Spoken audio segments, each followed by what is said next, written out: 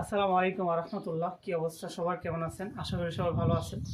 তো অনেকে রিকোয়েস্ট করেন যে ভাই ইউরোপে কোন ধরনের কাজ শিখে আসলে ভালো হবে। দেখেন, যাদের কোনো অভিজ্ঞতা নাই অথবা খামার জাতীয় যে কাজগুলো আছে, খামার জাতীয় কাজগুলোর যে অভিজ্ঞতা আছে, আমার বাংলাদেশে অনেকেই দেখবেন গরু পালন করে, বেশিরভাগ মানুষই গরু পালন করে। তো গরু বলেন, ঘোড়া বলেন, সব কিন্তু একই।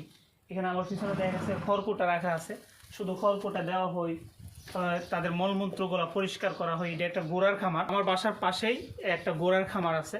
তো ওখানে আসলাম, আসার পরে দেখা গেছে মালিকের সাথে কথা হইলো। কথা বলার পরে ও বলতেছে যে আমার খুব একটু এক্সপিরিয়েন্স আছে, এরকম একটা লোক আমার প্রয়োজন আসলে।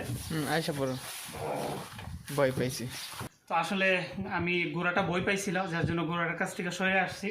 এখানেও ঘোড়ার জিনিসপত্রগুলো রাখা হয় আর কি, ঘোড়ার নাকের নথ বলেন বা যাবতীয় জিনিসগুলো এখানে রাখা হয়।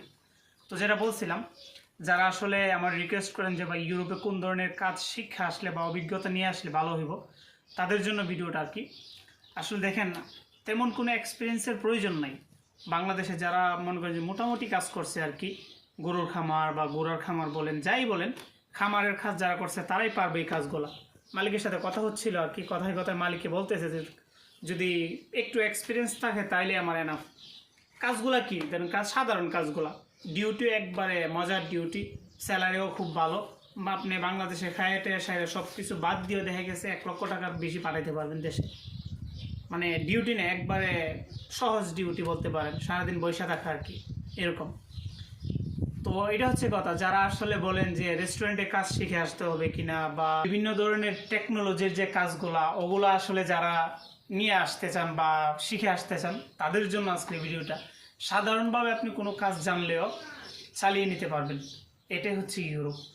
তো আসলে ইউরোপে যারা আসবেন, শুধুমাত্র আপনি শহর কেন্দ্রিক যে কাজগুলা, ওগুলোর প্রতি দৃষ্টি কম দিবেন। দেখেন, শহর কেন্দ্রিক কাজগুলোর থেকে আমি মনে করি ইউরোপের যে গ্রামগুলো আছে, গ্রামের মানুষগুলো খুব সহজ সরল ইউরোপের মধ্যে, তাদের জীবনযাপনও খুবই সহজ জীবনযাপন বলতে পারেন। এবং গ্রামের মধ্যে ইউরোপের, আমি মনে করি যে আর কি, আমার পার্সোনাল এক্সপিরিয়েন্স থেকে আমি মনে করি যে ইউরোপের শহর থেকে গ্রামে বসবাস করা অনেকটাই ইজি এবং অনেকটাই আরামদায়ক। কারণ শহরের জীবন আর গ্রামের জীবন আমাদের বাংলাদেশেও যদি আপনি কম্পেয়ার করেন, তাহলে দুইটার সাথে আপনি কোনোটারে মিলাইতে পারবেন না। সো এই জন্য আসলে আজকের ভিডিওটা, ঘোড়ার খামারের যে ভিডিওটা, ঘোড়া নিয়ে যে কথাগুলো বলছিলাম আর কি।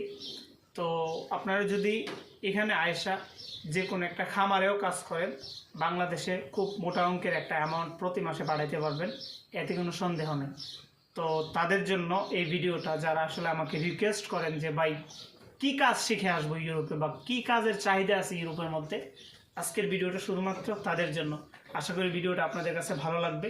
আর ভালো লাগলে অবশ্যই একটা লাইক এবং কমেন্ট করবেন, আপনাদের মন্তব্য প্রকাশ করবেন, মতামত প্রকাশ করবেন, নতুন ভিডিওর জন্য রিকোয়েস্ট করবেন। ইনশাআল্লাহ অবশ্যই নতুন ভিডিও আমি দেবো আপনাদের সাথে।